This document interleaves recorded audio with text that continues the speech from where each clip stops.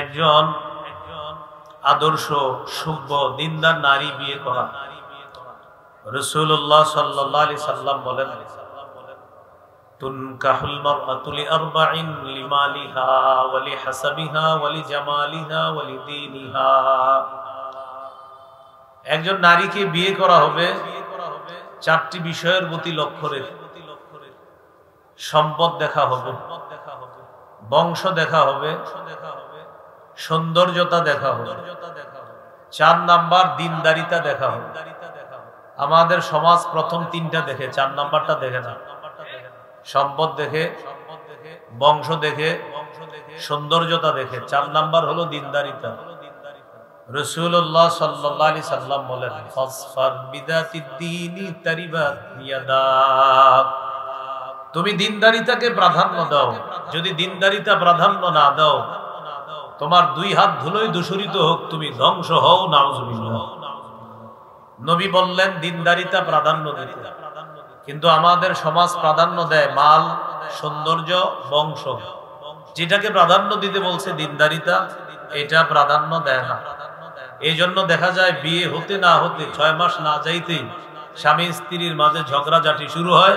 কিছুদিন পরে মাদ্রাসায় ফতুয়া বিভাগে উপস্থিত হয় যে এরকম ঘটনা বইটে গেছে, এবং তালাক হবে কিনা। ওই যে দিনদারিতা প্রাধান্য দেয় নাই, বদ্দিনীর কারণে কিছুদিনের মধ্যেই 2 পরিবারের মধ্যে সমস্যা শুরু হয়। এই জন্য দিনদারিতা প্রাধান্য দেওয়া।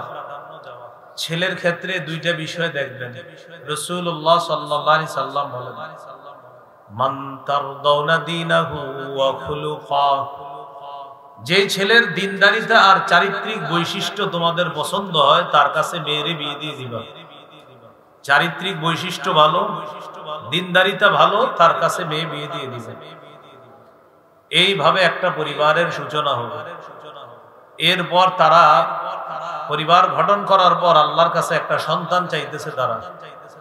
রাসূলুল্লাহ সাল্লাল্লাহু আলাইহি সাল্লাম বলেন, তোমাদের কেউ যখন তার স্ত্রীর কাছে গমন করবে এবং বৈধ পদ্ধতিতে সন্তান কামনা করবে, তখন স্বামী স্ত্রী আল্লাহ প্রদত্ত যে বৈধ একটা নিয়ম পালন করবে, সেটার আগে একটা সুন্নাহ পালন করবে।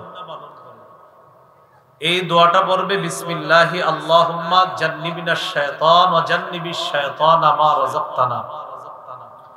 আল্লাহ আমাদেরকে শয়তান থেকে দূরে রাখেন, আর আমাদেরকে যে সন্তান দান করবেন, এই সন্তান থেকে শয়তানকে দূরে রাখেন। এই দোয়া করার পর যদি তাদের সন্তান দুনিয়াতে আসে, রাসূলুল্লাহ সাল্লাল্লাহু আলাইহি সাল্লাম বলেন, এই সন্তান দুনিয়াতে আসার পর শয়তান তার কোনো ক্ষতি করতে পারবে না। সন্তান দুনিয়াতে আসলো, আসার পর ছেলে হোক মেয়ে হোক, তার কানে আজান দেওয়া। আমাদের সমাজ ছেলে হলে আজান দেয়, মেয়ে হইলে আজান দূরের কথা, কাউরে জানায়ও না তার যে মেয়ে হইছে। সূরা নাহলের 58 নম্বর আয়াতে আল্লাহ বলেন, ওয়া ইযা বুশিরা আহাদুহুম বিল উনসা যাল্লা ওয়াজহুহু মুসওয়াদ্দাও ওয়া হুয়া কাযীম। কিছু মানুষ আছে, তাদেরকে যখন কন্যা সন্তানের সুসংবাদ দেওয়া হয়, তখন তাদের চেহারা কালো হয়ে যায় এবং কপাল কুঁচকায়। কন্যা হইল কেন? এই জন্য চেহারা কালো। ছেলে হইলে খুশি হয়, মেয়ে হইলে চেহারা কালো হয়ে যায়। কিন্তু মনে রাখতে হবে, ছেলে হোক মেয়ে হোক, আজান দিতে হবে। আবু দাউদের হাদিস, 5105 নম্বর হাদিস, উবাইদুল্লাহ ইবনে আবি রাফে থেকে বর্ণনা। তিনি বলেন, সামিআতু রাসূলুল্লাহ সাল্লাল্লাহু আলাইহি ওয়াসাল্লাম আযানা ফি উযুনিল হাসান ইবনে আলী হিনা ওয়ালাদাতহু ফাতিমাতু বিস-সালাহ। হযরত হাসান যেদিন জন্মগ্রহণ করলেন, আলী রাদিয়াল্লাহু তাআলা আনহুর ছেলে হযরত হাসান যেদিন ফাতেমা রাদিয়াল্লাহু তাআলা আনহার গর্ভ থেকে দুনিয়াতে আসলেন, আমি নবীকে দেখেছি। নবী হযরত হাসানের কানে মুখ লাগিয়ে নামাজে যে আজান দেই আমরা, ওই আজানটা হযরত হাসানের কানে স্বয়ং আল্লাহর নবী নিজেই দিয়েছেন। তাহলে সন্তান ছেলে হোক মেয়ে হোক, 1 নাম্বার আজান দেওয়া, 2 নাম্বার তাহনিক করানো। তাহনিক কি জিনিস? খেজুর চাবাবে, চাবানোর পর এই চাবানো খেজুরের যে থুতুটা মুখে লাগবে, ওরা আল্লাহওয়ালা বুজুর্গের মাধ্যমে ওই খেজুর চাবিয়ে এই চাবানো থুতুটা বাচ্চার মুখে প্রথম দিবেন। সহিহ বুখারীর বর্ণনা 3909 নম্বর হাদিস। আসমা রাদিয়াল্লাহু তাআলা আনহার বর্ণনা, তিনি বলেন আন্নাহা হামালাত বি আব্দুল্লাহ ইবনে জুবাইর, তিনি পেটে আব্দুল্লাহ ইবনে জুবাইর রাদিয়াল্লাহু তাআলা আনহুকে পেটে ধারণ করলেন, এর মানে তিনি সন্তান সম্ভবা। তো তিনি বলেন খরজতু ওয়া আনা মুতিম্মুন, আমি মদিনায় হিজরতের উদ্দেশ্যে রওনা করলাম, আমি ছিলাম আসন্ন প্রসবা। আসন্ন প্রসবা মানে আমার সন্তান যে কোনো সময় হয়ে যায়। রওনা করলাম, আতাইতুল মাদিনাতা, মদিনায় চলে আসলাম, নাজালতু বি কুবা, কুবায় অবতরণ করলাম, যে কুবায় আল্লাহ রাসূল সাল্লাল্লাহু আলাইহি সাল্লাম 14 দিন অবস্থান করেছেন, সেই কুবায় অবতরণ করলাম। ফাওয়ালাতুহু বি কুবা, আমি আমার সন্তান আব্দুল্লাহকে কুবায় প্রসব করলাম। মদিনায় গেলাম, কুবা নামক এলাকায় আমার সন্তান আব্দুল্লাহকে আমি প্রসব করলাম। আব্দুল্লাহকে প্রসব করার পর ফাতাইতু বিহিন নবী সাল্লাল্লাহু আলাইহি ওয়াসাল্লাম ফাওয়াদাতুহু ফি হাজরিহি, আমার ছেলেকে আল্লাহ রাসূলের কাছে নিয়ে আসলাম, আনার পর নবীর কোলে দিলাম আমার ছেলেকে। সুম্মা দাআ বিতামরা, রাসূলুল্লাহ সাল্লাল্লাহু আলাইহি সাল্লাম খেজুর আনলেন, ফামাদাগাহা, খেজুর চাবাইলেন।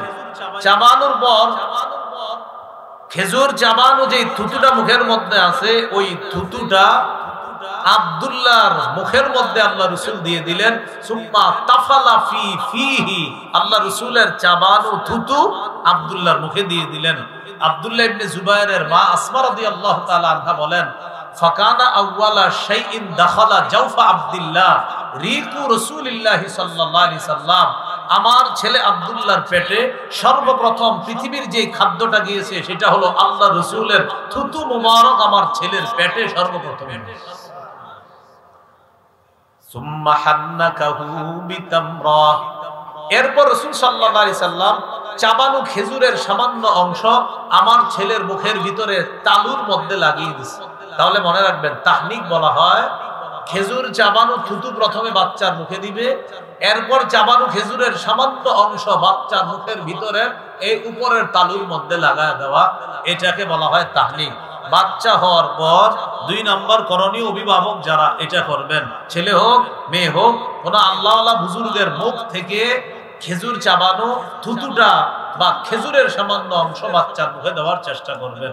আল্লাহ মনে রেখে আমল করার তৌফিক দান করেন।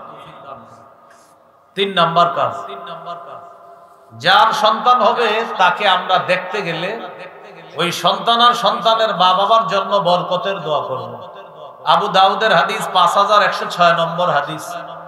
আয়েশা সিদ্দিকা রাদিয়াল্লাহু তাআলা আনহার বর্ণনা, তিনি বলেন কানা রাসূলুল্লাহ সাল্লাল্লাহু আলাইহি ওয়াসাল্লাম ইউতা বিসসিবিয়ান ফায়াদউ লাহুম বিল বারাকা, রাসূলুল্লাহ সাল্লাল্লাহু আলাইহি সাল্লামের কাছে নবজাতক শিশুদেরকে, বাচ্চাদেরকে আনা হতো, আল্লাহ রাসূল তাদের জন্য বরকতের দোয়া করতেন। এই এলাকার কারো সন্তান হওয়ার পর এই পাশে মাদ্রাসা আছে, এখানে নিয়ে আসবেন, শাইখুল হাদিস মুহাদ্দিস মুফতি সাহেবের কাছে দোয়া চাইবেন, হুজুর নতুন সন্তান, দোয়া করে দেন। ওই আলেম হুজুর বা আমরা তার জন্য এইভাবে দোয়া করব। প্রথমে আরবিটা শিখি, পরে আমি বাংলাটা বলে দিচ্ছি, আমার সাথে সবাই বলেন জাআলাহুল্লাহু, বলেন মুবারাকান আলাইকা ওয়া আলা উম্মতি মুহাম্মাদিন সাল্লাল্লাহু আলাইহি ওয়াসাল্লাম। আল্লাহ তাআলা এই নবজাতক শিশুকে তোমার জন্য এবং সমস্ত উম্মতে মুহাম্মাদির জন্য বরকতের কারণ বানাও। এই দোয়াটা নবজাতকের জন্য করা, তার বাবার জন্য করা। তোমার যে নবজাতক শিশু দুনিয়াতে আসছে, আল্লাহ তাআলা তোমার এই সন্তানকে তোমার জন্য আর গোটা উম্মতে মুহাম্মাদির জন্য যেন আল্লাহ বরকত বানায় দেয়। এই দোয়াটা আমরা যারা নবজাতককে দেখব তারা এই দোয়াটা করব। এটা হলো 3 নম্বর। 4 নম্বর, শিশু সন্তানের কান্নাকে গুরুত্ব দেওয়া। সহিহ বুখারীর বর্ণনা 868 নম্বর হাদিস, 868 মানে 868। এই হাদিসের মধ্যে আসছে রাসূলুল্লাহ সাল্লাল্লাহু আলাইহি সাল্লাম বলেন, ইন্নী লাআকুমু ইলাস সালাহ ফাউরিদু আন উতাওবিলা ফিহা ফাআতাজাওয়াজু ফিহা ফাসমাউ বুকা আস-সাবিয়্যি ফাআতাজাওয়াজু ফিহা কারাহিয়াতান আন আশুক্কা আলা উম্মিহি। রাসূলুল্লাহ সাল্লাল্লাহু আলাইহি সাল্লাম বলেন, আমি নামাজে দাঁড়াই, নামাজে দাঁড়ানোর পর লম্বা কেরাত পড়ার নিয়ত করি। ফাসমাউ বুকা আস-সাবিয়্যি, নামাজে আমি দাঁড়ানোর পর যখন লম্বা কেরাত পড়ার নিয়ত করি, তখন যদি কোনো শিশুর কান্নার আওয়াজ শুনি, আমি তাড়াতাড়ি কেরাত সংক্ষিপ্ত করি। কেন? শিশুর মায়ের যেন কষ্ট না হয়, আর শিশুর যেন কষ্ট না হয়। আল্লাহর নবী শিশুর কান্নাকে গুরুত্ব দিতে গিয়ে লম্বা কেরাতের নিয়ত পরিবর্তন করে কেরাত সংক্ষিপ্ত করে, যেন শিশু আর শিশুর মায়ের কষ্ট না হয়। তাহলে 4 নাম্বার শিশুর কান্নাকে গুরুত্ব দেওয়া। 5 নাম্বার আকিকা করা। ইহুদিরা ছেলে হইলে আকিকা করত, মেয়ের আকিকা করে না। রাসূলুল্লাহ সাল্লাল্লাহু আলাইহি সাল্লাম বলেন, ইন্নাল ইয়াহুদা তাউক্কু আনিল গুলাম ওয়া লা তাউক্কু আনিল জারিয়া। ইহুদিরা ছেলের আকিকা করে, মেয়ের আকিকা করে না। ফাউক্কু আনিল গুলামি শাতাইন ওয়া আনিল জারিয়াতি শাতান। রাসূলুল্লাহ সাল্লাল্লাহু আলাইহি সাল্লাম বলেন, তোমরা ছেলের পক্ষ থেকে 2টি ছাগল আকিকা করবা, মেয়ের পক্ষ থেকে 1টি ছাগল আকিকা করবা। ইহুদিরা ছেলের পক্ষ থেকে আকিকা করে, মেয়ের পক্ষ থেকে আকিকা করে না। ও আমার উম্মত, ছেলে হলে 2টা ছাগল আকিকা করবা, মেয়ে হলে 1টা আকিকা করবা। মাসালা মনে রাখা, ছেলের পক্ষ থেকে যদি 1টি ছাগল আকিকা করা হয়, তাও আদায় হয়ে যাবে। কোনো সামর্থ্যের অভাব বা কোনো কারণে যদি 1টা ছাগল ছেলের পক্ষ থেকে আকিকা করা হয়, তাও আদায় হয়ে যাবে। রাসূলুল্লাহ সাল্লাল্লাহু আলাইহি সাল্লাম তার নাতি হাসান রাদিয়াল্লাহু তাআলা আনহুর পক্ষ থেকে 1টি ছাগল আকিকা করেছিলেন। এখান থেকে বোঝা যায় 1টি ছাগল আকিকা করলেও ছেলের আকিকা হয়ে যায়। 7ম দিনে আকিকা করার চেষ্টা করা। নাসাইর বর্ণনা 4220 নম্বর হাদিস। এই হাদিসের মধ্যে আছে রাসূলুল্লাহ সাল্লাল্লাহু আলাইহি সাল্লাম বলেন, কুল্লু গুলামিন রাহিনুন বিআকিকাতিহি তুযবাহু আনহু ইয়াওমা সাবিহি। প্রত্যেক নবজাতক তার আকিকার সাথে আবদ্ধ থাকে। 7ম দিনে এই নবজাতকের পক্ষ থেকে একটি পশু জবাই করা হবে। ওয়া ইউহলাকু রাসুহু, তার মাথা মুন্ডন করা হবে। ওয়া ইউসাম্মা, তার নাম রাখা হবে। তাহলে 7ম দিনে পশু জবাই করা, মাথা মুন্ডন করা, নাম রাখা। মাথা মুন্ডন করার ক্ষেত্রে একটা কথা আমরা সবাই মনে রাখবো, যেটা তিরমিজিতে আসছে 1519 নম্বর হাদিস। রাসূলুল্লাহ সাল্লাল্লাহু আলাইহি সাল্লাম তার মেয়ে ফাতেমা রাদিয়াল্লাহু তাআলা আনহাকে বললেন, ফাতেমা ইহলিকি রাসা, হাসানের মাথা মুন্ডন করার পর চুলগুলা ওজন করবা। ওয়া তাসাদদাকি বিজিনাতি শা'রিহি ফিদ্দাতান, হাসানের চুলগুলা 7ম দিনে মুন্ডন করার পর এই চুলগুলা ওজন করবা। ওজন করার পর সমপরিমাণ রূপা সদকা করে দিবা। আলী রাদিয়াল্লাহু তাআলা আনহু বলেন, ফাওয়াজানতুহু ফাকানা ওয়াজনুহু দিরহামান আও বা'দ দিরহাম। আমি আমার ছেলে হাসানের চুলগুলা ওজন করলাম।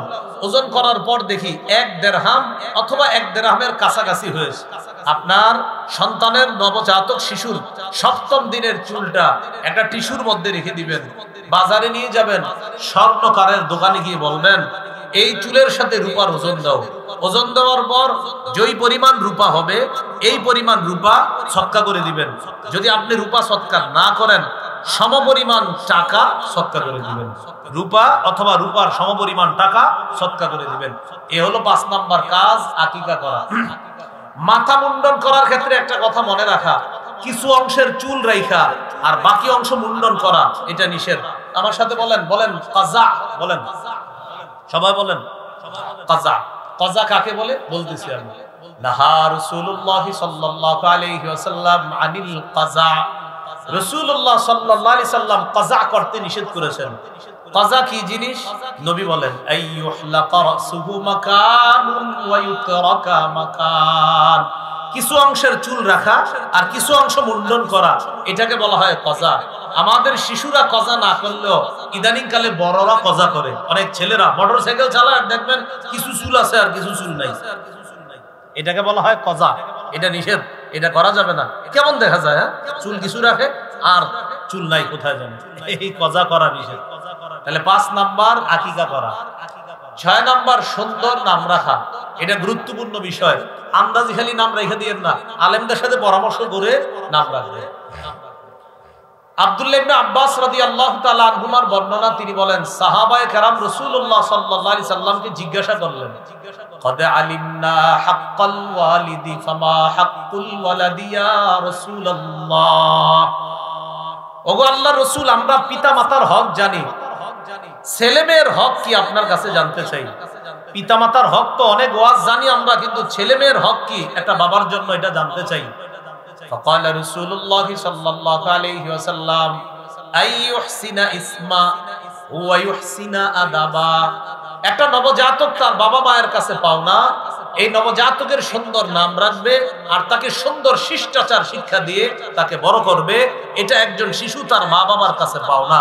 যারা ছোটবেলা থেকে তাকে জিন্সের প্যান্ট পরান আর শার্ট পরান, একটা বাচ্চা মেয়েকে আপনি প্যান্ট পরালেন আর শার্ট পরালেন, এটা কি আপনার সন্তান আপনার কাছে পাওনা? বলেন সবাই। জিনা আসতে হইছে, বলেন সবাই। যারা পরান তারাও বলেন, এটা কি আপনার কাছে পাওনা? নবী বলছে শিষ্টাচার শিক্ষা দেওয়া, এটা পাওনা। সুন্দর নাম কেন রাখবেন, একটা হাদিস শুনলে বিষয়টা বুঝে আসবে। আগে আমার সাথে বলেন, বলেন হাজনুন অর্থ দুঃখ। বলেন তো হাজনুন অর্থ কি? এক ব্যক্তির নাম হাজনুন। সহিহ বুখারী 6193 নম্বর হাদিস। সহিহ বুখারী 6193 নম্বর হাদিস। সাঈদ ইবনুল মুসাইয়্যিব রাহমাতুল্লাহি আলাইহি, তার দাদার নাম হাজনুন। অনেক বড় আলেম, অনেক বড় তাবী। তিনি বলেন, আমার দাদা হাজনুন কাদিমা আলা রাসূলিল্লাহ সাল্লাল্লাহু আলাইহি সাল্লাম। আমার দাদা হাজনুন মানে দুঃখ, নবীজির কাছে গেছে। আমার দাদার নাম হাজনুন, আমার দাদা নবীজির কাছে গেছে। যাওয়ার পর রাসূলুল্লাহ সাল্লাল্লাহু আলাইহি সাল্লাম আমার দাদাকে জিজ্ঞাসা করলেন, মাসমুকা, তোমার নাম কি? আমার দাদা বললেন, হাজনুন, আমার নাম দুঃখ। মানে হাজনুন মানে দুঃখ। নবীজি বললেন, না না, লা বাল আনতা সাহলুন, তুমি সাহলুন, তুমি সহজ, তুমি ভালো। কি নাম রাখছো? দুঃখ, নাম পাল্টাও। ওই ব্যক্তি জবাব দিলেন, মা আনা বিমুগাইরিন ইসমান সাম্মানি আবি। আমার আব্বা আমার যেই নাম রাখছে এই নাম আমি পরিবর্তন করব না। আমাদের সমাজে এমন মানুষ আছে, একটা আজাইরা নাম রাখে। আলেম ওলামারা যদি বলে ভাই এই নাম রাখেন না, না আব্বার দাদা রাখছে, এটা পাল্টাইতে পারবে। তো নবীজি বললেন, তোমার নাম কি? কয় হাজনুন মানে দুঃখ। নবীজি বললেন, না কি দুঃখ, সাহলুন নাম রাখো। তিনি বললেন, আমি আমার আব্বার নাম পাল্টাতে পারবো না। নাম পাল্টান নাই। না পাল্টানোর কারণে সাঈদ ইবনুল মুসাইয়্যিব তিনি বলেন, ফামা জালাতিল হুজুনাতু ফিনা বাদু। আমার দাদা নাম না পাল্টানোর কারণে আমাদের বংশে সদা সর্বদা দুঃখ লেগেই থাকতো, দুঃখ লেগেই থাকতো। নবী বলছিলেন নামটা পাল্টাও, পাল্টায় না। আমার দাদার নামের এই প্রভাব পরবর্তী প্রজন্ম ভোগ করতে হয়েছে। আমাদের বংশে খালি দুঃখ লেগে থাকে। তাহলে বোঝা গেল নামের প্রভাব আছে। নামের কি আছে? প্রভাব। এই যে দেখেন, নামের প্রভাব আছে। নবী বললেন কি নাম? দুঃখ। নাম পাল্টাও, পাল্টায় নাই। বংশে সারা জীবন দুঃখ লেগেছিল। এই জন্য সুন্দর নাম রাখা 6 নাম্বার।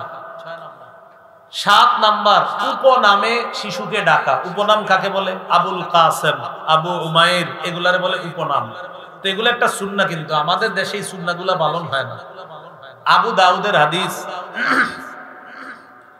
রাসূলুল্লাহ সাল্লাল্লাহু আলাইহি সাল্লামের সাহাবী আনাস রাদিয়াল্লাহু তাআলা আনহু বলেন, আমার একটা ছোট ভাই আছে, তার নাম হলো আবু উমাইর, তার উপনাম ইউকান্না আবা উমাইর। আমার ছোট ভাইয়ের উপনাম হলো আবু উমাইর। আবু দাউদে হাদিসটা আছে 1162 নম্বর হাদিস। ওয়া কানা লাহু নুগরুন, আমার ছোট ভাইয়ের একটা পাখি ছিল, ছোট্ট পাখি। ফামাতা নুগরুহু, আমার ভাইয়ের ছোট পাখিটা মারা গেছে। রাসূলুল্লাহ সাল্লাল্লাহু আলাইহি সাল্লাম আমাদের বাসায় আসলেন। আসার পর দেখে তার মনটা খারাপ। কার? আমার ছোট ভাইয়ের মনটা খারাপ। তার নাম আবু উমাইর, মানে তার উপনাম আবু উমাইর। নবীজি যখন তাকে দেখলেন, রাআহু হাজিনান, সে ব্যথিত, তার মন খারাপ। নবীজি বললেন, কি ব্যাপার, তার কি হয়েছে, মন খারাপ কেন? তো বলা হলো, হুজুর মাতা নুগরুন, তার যে ছোট্ট পাখিটা ছিল এই পাখিটা মারা গেছে। ফাকালা রাসূলুল্লাহ সাল্লাল্লাহু আলাইহি ওয়াসাল্লাম, ইয়া আবা উমাইর মা ফাআলান নুগাইর। নবীজি বললেন, ও আবু উমাইর, নুগাইর কি করলো, নুগাইরের কি হলো। নুগাইর মানে ছোট্ট পাখি। নবী নামটা মিলায়া বললেন, দেখেন, ইয়া আবা উমাইর মা ফাআলান নুগাইর, কি সুন্দরভাবে মিলায়া বলছে। কেন ওই চেষ্টা করলেন, মন খারাপ, পাখি মারা গেছে তো, তাই নবীজি বললেন, ও আবু উমাইর মা ফাআলান নুগাইর, নুগাইর কি করছে, নুগাইরের কি হয়েছে, এটা বইলা তাকে একটু সান্ত্বনা দেওয়ার চেষ্টা করছে। এখানে দেখেন উপনাম আবু উমায়ের, এই উপনামে শিশুকে ডাকা এটাও শিশুর একটা অধিকার। ৮ নাম্বার, শিশু বারবার পড়ে গেলে তাকে বারবার পড়তে দিবেন না, কোলে নিবেন। এত বড় কইরা তার হাঁটুতে ব্যথা পাইতে পারে, এই বারবার পড়ে যাওয়ার কারণে হাঁটুতে ব্যথা পেলে সে কষ্ট পাবে, এই জন্য বারবার পড়তে দিবেন না। আপনি ওরে হাঁটা শিখাইতেছেন, তো এখন এত দূর থেকে বলছেন আব্বু আসো, হাঁটতে হাঁটতে আসো, আম্মু আসো, তো এত দূর থেকে আসতে আসতে সে বারবার পড়ে যায়। এইভাবে কষ্ট না দেওয়া, মোটামুটি একটা রেঞ্জের মধ্যে রেখা হাঁটা শিখানো। অনেক সময় শিশুরা হাঁটা শিখার পর কি করে, কিছু হাইটা আবার পরে, আবার হাঁটে আবার পরে, এই ক্ষেত্রেও লক্ষ্য রাখা। নবীজি সাল্লাল্লাহু আলাইহি সাল্লাম ভাষণ দিতেছে মসজিদে, খুতবা দিতেছে জুমার দিন। হাসান হুসাইন মসজিদে আসছে, ফায়াসুরানি ওয়া ইয়াকুমান। হাসান হুসাইন বারবার পড়ে যায়, আবার দাঁড়ায়, আবার পড়ে যায়, আবার দাঁড়ায়। নবী খুতবা বন্ধ করে আখযাহুমা, নাতি দুইজনকে জড়ায়া ধরলেন। দুইজনকে জড়ায়া ধরার পর আল্লাহ রাসূল সাল্লাল্লাহু আলাইহি সাল্লাম সাইদা বিহিমাল মিম্বার, দুই নাতিকে কোলে নিয়ে মিম্বরে গিয়ে বাকি খুতবা শেষ করেছে। এখান থেকে কি বোঝা যায়, হাঁটা শিখার পর একটু খেয়াল রাখা, যেন বেশি পড়ে না যায়। হাঁটতেছে পড়তেছে, হাঁটতেছে পড়তেছে, বেশি পড়তে দিয়েন না, ব্যথা পাইতে পারে। আল্লাহ রাসূল সাল্লাল্লাহু আলাইহি সাল্লাম নাতি দুইজনকে দেখতেছে, ওরা খালি বারবার হাঁটে পড়ে, হাঁটে পড়ে। নবীজি খুতবা বন্ধ করে তাদেরকে কোলে নিয়ে বাকি খুতবা ওই অবস্থায় আল্লাহ রাসূল শেষ করছে। এই হলো ৮ নাম্বার। ৯ নাম্বার, সুন্দর পোশাকে অভ্যস্ত করা, কালারটা যাতে সুন্দর হয়, আজাইরা উল্টা পাল্টা কালার যেন না হয়। আব্দুল্লাহ ইবনে আমর রাদিয়াল্লাহু তাআলা আনহুমার বর্ণনা, তিনি বলেন, রাআহু রাসূলুল্লাহ সাল্লাল্লাহু আলাইহি ওয়াসাল্লাম ওয়া আলাইহি সাওবানি মুআসফারান। আল্লাহ রাসূল তার সাহাবী আব্দুল্লাহ ইবনে আমরকে দেখলেন, তার শরীরের মধ্যে দুটি কুসুম রঙের কাপড়। কি রঙের? কুসুম রং। فقال رسول الله صلى الله عليه وسلم هذه ثياب الكفار فلا تلبسها। নবী বললেন, এগুলা কাফেরদের পোশাক, হলো এগুলা আর পরবা না। কুসুম রঙের পোশাক দেখে বললেন, এগুলা কাফেরদের পোশাক, এগুলা পরবা না। তাহলে কি শিখলাম? সন্তানের পোশাক নির্বাচনে কালারটাও গুরুত্বপূর্ণ, ঠিক না? হ্যাঁ, এটা কিন্তু ছোটবেলা থেকে মনে রাখবেন। ১০ নাম্বার, এটা আমার সাথে একটু বলেন, সবাই বলেন, বলেন, এমন পোশাকে বলেন শিশুকে অভ্যস্ত করা যেই পোশাক সতর ঢেকে রাখে। শিশুর সতর না ঢাকলে তো গুনাহ হবে না, কিন্তু ওরে শিখাতে হবে ছোটবেলা থেকে যে সতর ঢাকতে হয়, এমন পোশাকে তাকে অভ্যস্ত করা। সূরা আরাফের ২৬ নম্বর আয়াতে আল্লাহ বলেন, ইয়া বানি আদম ক্বাদ আনজালনা আলাইকুম লিবাসা ইউয়ারি সাওআতিকুম ওয়ারিশা। হে আদম সন্তান, আমি তোমাদের জন্য পোশাক দিলাম, তোমাদের উপর পোশাক দিলাম, তোমাদের জন্য পোশাক নাজিল করলাম। কেন? ইউয়ারি সাওআতিকুম, তোমাদের জন্য এমন পোশাক আমি আল্লাহ দিয়েছি যে পোশাক তোমাদের লজ্জাস্থান ঢেকে রাখে। ওয়ারিশা, এবং তোমাদের সৌন্দর্যতার কারণ, যে পোশাক তোমাদের লজ্জাস্থান ঢেকে রাখে আর তোমাদের সৌন্দর্যতার কারণ। তাহলে শিশুকে এমন পোশাকে অভ্যস্ত করা যেন ছোটবেলা থেকে ও ইসলামটা শিখে বড় হতে পারে। কি বলেন, হিম্মত করা যায় কিনা ইনশাআল্লাহ? এমন পোশাকে বিশেষ করে মা বোনদেরকে, যারা আমরা ঘরে থাকে, তাদেরকে এই কথাগুলো বলে দেওয়া। আল্লাহ আমল করার তৌফিক দান করেন। ১১ নাম্বার, বলেন সাদা পোশাকে বলেন অভ্যস্ত করা। কোন পোশাক বেশি গুরুত্ব দেওয়া বলেন তো? সাদা পোশাক। قال رسول الله صلى الله عليه وسلم ইলবাসু মিন সিয়াবিকুমুল বায়াদ। নবীজি বলেন, পোশাকের মধ্যে সাদা পোশাকটা বেশি পরিধান করবা, পোশাকের মধ্যে সাদা পোশাকটা বেশি পরিধান করবা। অন্য পোশাককে আমি নাজায়েজ বলতেছি না, কিন্তু নবীজি বলেন সাদা পোশাক বেশি তোমরা পরিধান করবা। কেন? এটা সর্বোত্তম পোশাক। ওয়াকাফিনু ফিহা মাউতাকুম, আর তোমাদের মৃতদেরকেও সাদা পোশাকে কাফন দিবা। তাহলে বলেন তো, জীবিত যারা, নবী বলেন জীবিতরাও সাদা পোশাক পরে থাকবা, আর তোমাদের মধ্যে যারা মৃত তাদেরকেও সাদা পোশাকে কাফন পরিয়ে কবরে রাখবে। তাহলে জীবিতরা সাদা পোশাক, মৃতরাও সাদা পোশাক। জীবিতরা সাদা পোশাক কেন পরবে? বারবার তাকাবে আর স্মরণ করবে, আমার যে কোনো সময় আমার শরীরের উপর চূড়ান্ত সাদা পোশাক উঠতে পারে, যেটা দিয়ে মানুষ আমাকে কবর দিবে। এই জন্য সাদা পোশাকে তাকাবেন আর মরণের কথা স্মরণ হবে যে আমি মারা গেলেও এই কালার দিবে জনগণ আমার। এ হলো 11 নাম্বার। 12 নাম্বার, এটা আমার সাথে একটু বলেন। বলেন এমন পোশাক পরাবো না যেই পোশাক অহংকারী বানিয়ে দেয়, অপচয়ের কারণ হয়।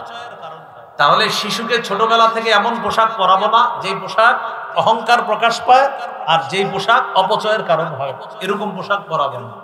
ক্বালা রাসূলুল্লাহ সাল্লাল্লাহু আলাইহি ওয়াসাল্লাম কুলু ওয়াশরাবু, রাসূলুল্লাহ সাল্লাল্লাহু আলাইহি ওয়াসাল্লাম বলেন তোমরা খাও, তোমরা পান করো, ওয়া তাসাদদাকু, তোমরা দান খয়রাত করো। এরপরে নবী বলেন ওয়ালবাসু, তোমরা এমন পোশাক পরিধান করো মা লাম ইউখালিতহু ইসরাফুন আও মাখিলা, এমন পোশাক পরো যেই পোশাকে অপচয় হয় না আর যেই পোশাকে অহংকার প্রকাশ পায় না, এমন পোশাক তোমরা পরিধান করো। আপনি মাশাআল্লাহ এমন পোশাক পরতেছেন, একটু আগে আপনি ঠিক ছিলেন, পোশাক পরার পরে আপনার আশেপাশেও যাওয়া যায় না, বিষয়টা যেন এমন না হয়। এ হলো 12 নাম্বার। 13 নাম্বার, এটা আমার সাথে একটু বলেন। বলেন শিশু সন্তান যদি ছেলে হয় তাকে রেশম এবং স্বর্ণ থেকে দূরে রাখা।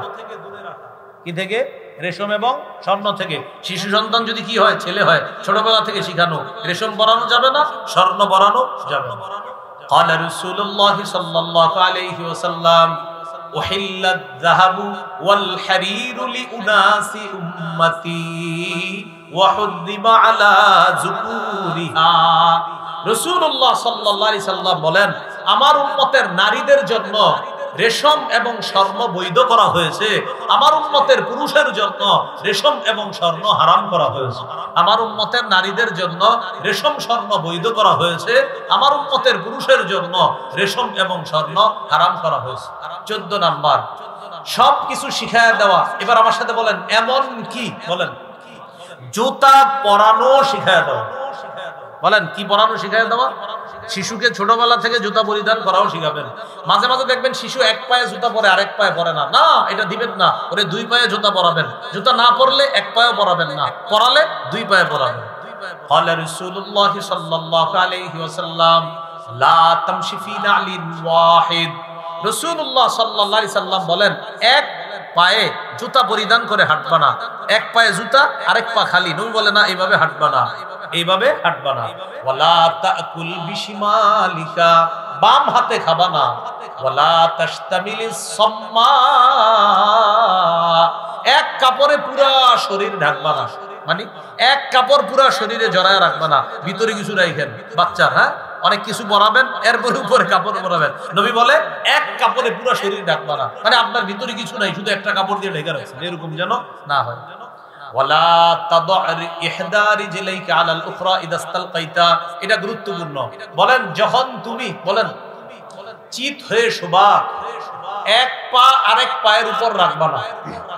হ্যাঁ এভাবে চিত হয়ে শুয়া পা একটা দাঁড় করা, এক পা আরেক পায়ের উপর রেখে এইভাবে ঝুলাইতে থাকে। নবীজি বলে না ওয়ালা তাদউ ইহদা রিজলাইকা আলাল উখরা ইদা ইসতালকাইতা, যখন চিত হয়ে শোবা এক পা আরেক পায়ের উপর রাখবা না। শিশুকে ছোটবেলা থেকে শিখাবেন চিত হয়ে শোয়ার পর ও যেন এক পা আরেক পায়ের উপর না রাখে, আর উপর হয়ে যেন শিশু না ঘুমায়, ছোটবেলা থেকে শিখাবেন।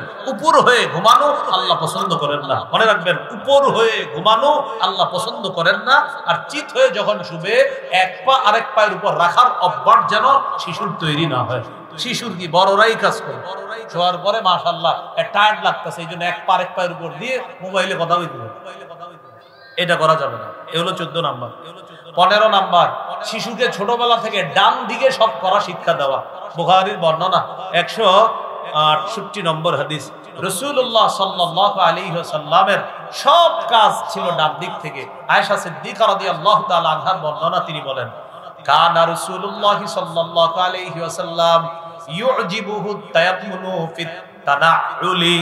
আল্লাহ রাসূল জুতা পরিধান করতেন, আগে ডান পায়ে জুতা পরতেন।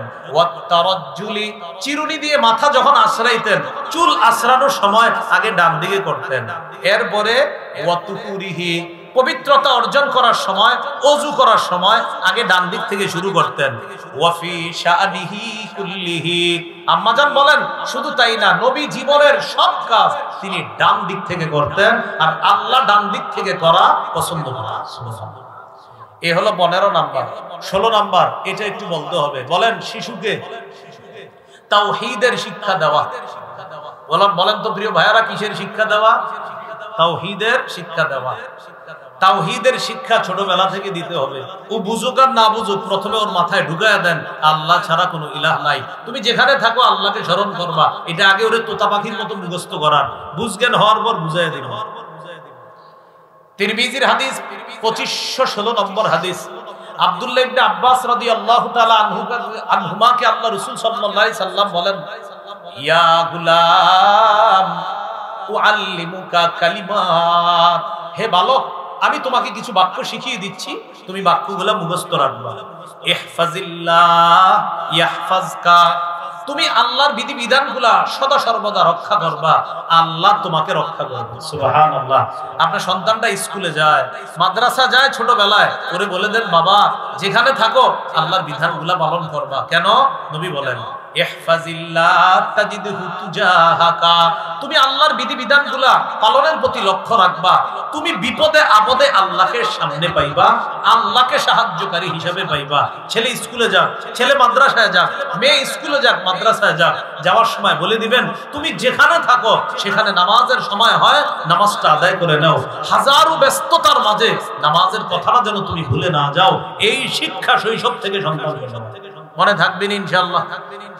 তো রাসূলুল্লাহ সাল্লাল্লাহু আলাইহি সাল্লাম বলেন, শোনো তুমি, লাউ আন্নাল উম্মাতা ইজতামাআত আলা আইয়ানফাউকা লাম ইয়ানফাউকা ইল্লা বিশাইইন ক্বাদ কাতাবাহুল্লাহু লাক, সারা পৃথিবীর সবাই যদি একত্রিত হয় তোমার উপকার করার জন্য, ততটুকু উপকার করতে পারবে যতটুকু আল্লাহ তোমার জন্য লিখে রাখছে। ওয়ালাউ আন্নাল উম্মাতা ইজতামাউ আলা আইয়াদুরুকা লাম ইয়াদুররুকা ইল্লা বিশাইইন ক্বাদ কাতাবাহুল্লাহু আলাইক, সারা পৃথিবীর সবাই মিলেও যদি তোমার ক্ষতি করার চেষ্টা করে ততটুকু পারবে যতটুকু আল্লাহ লিখেছে, এর চেয়ে বেশি ক্ষতি করতে পারবে না। এটা শিখান সন্তানকে, সারা পৃথিবী মিলেও তোমার উপকার ততটুকু পারবে করতে যতটুকু আল্লাহ চায়, সারা পৃথিবী তোমার ক্ষতি ততটুকু করতে পারবে যতটুকু আল্লাহ চায়। এটা সন্তানকে শিক্ষা দেন ছোটবেলাতে। 17 নাম্বার, ঈমানি তরবিয়ত শিক্ষা দেওয়া। এবার আমার সাথে বলেন শ্রেষ্ঠ তরবিয়ত, বলেন নামাজের শিক্ষা। আবার বলেন শ্রেষ্ঠ তরবিয়ত কিসের শিক্ষা? নামাজের শিক্ষা। ওরে ছোটবেলা থেকে বুঝান, বাবা মা সারা পৃথিবীতে যা করো একটা কাজ কখনো ভুলবা না, নামাজ পড়া।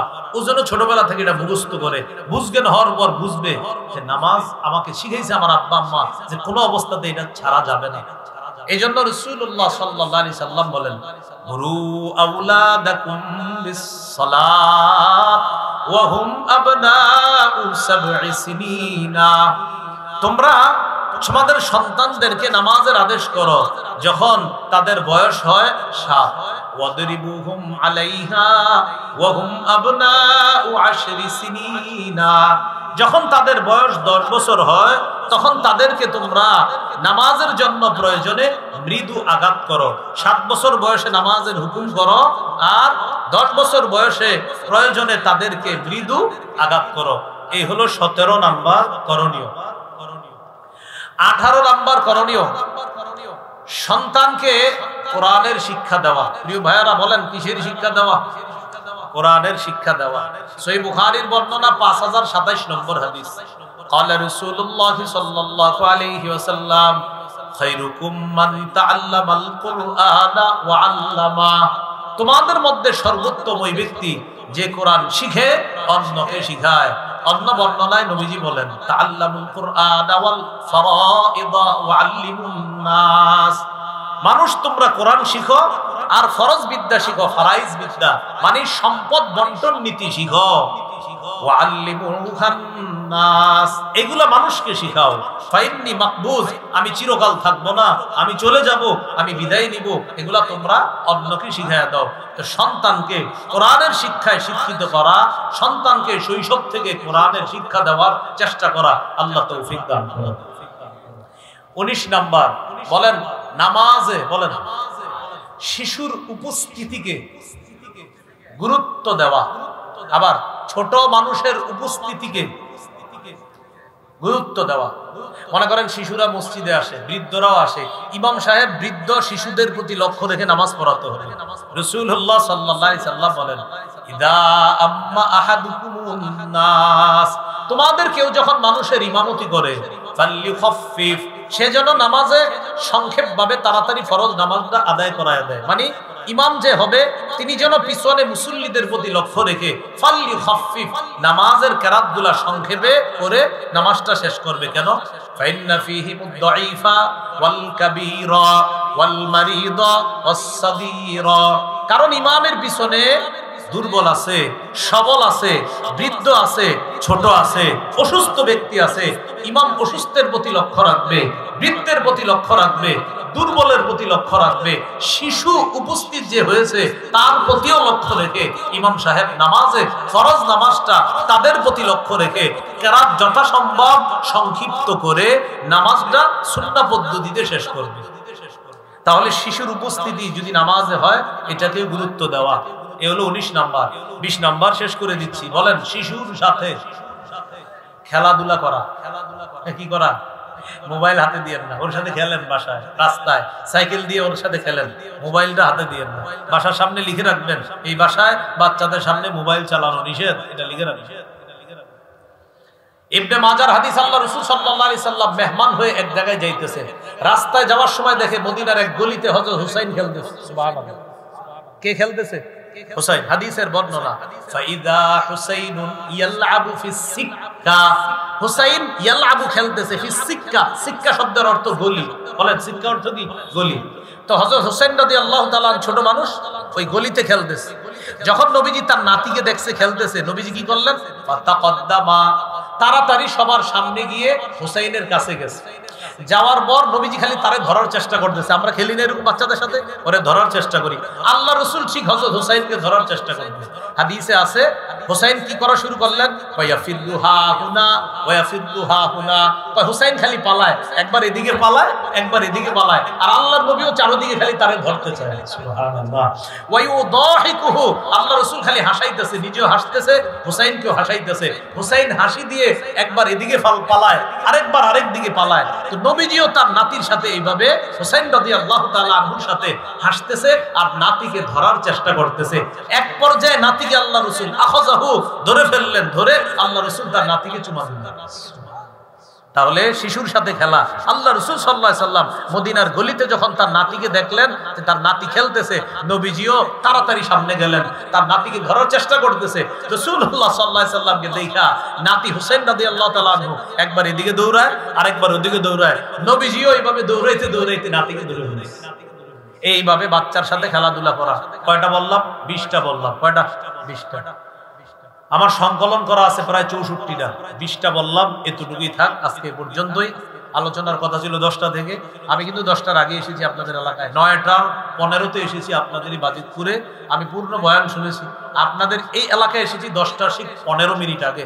আমার বয়ান ছিল 10টা থেকে, কোনো কারণবশত হয় নাই। আমি পুরা আলোচনা শুনছি, হরসপুরি সাহেবের আলোচনা শুনছি, আমার উস্তাদে মোহতারামের আলোচনা পুরাটাই শুনেছি, শোনার তৌফিক হয়েছে। যাক, কোনো কারণবশত এখন অনেক রাত হয়ে গেছে। যাইতে যাইতে ইনশাল্লাহ আশাবাদী ফজর হবে। দোয়া চাই আল্লাহর কাছে, আপনাদের কাছে দোয়া চাই আল্লাহ তাআলা যেন সুস্থতার সাথে গন্তব্যে পৌঁছায় দেয়। তো যে বিষয়টা বলছিলাম, 64টা অধিকার শিশুর। কয়টা বলেন? কয়টা বলছি? কয়টা? 20টা। বাকি রইল কয়টা?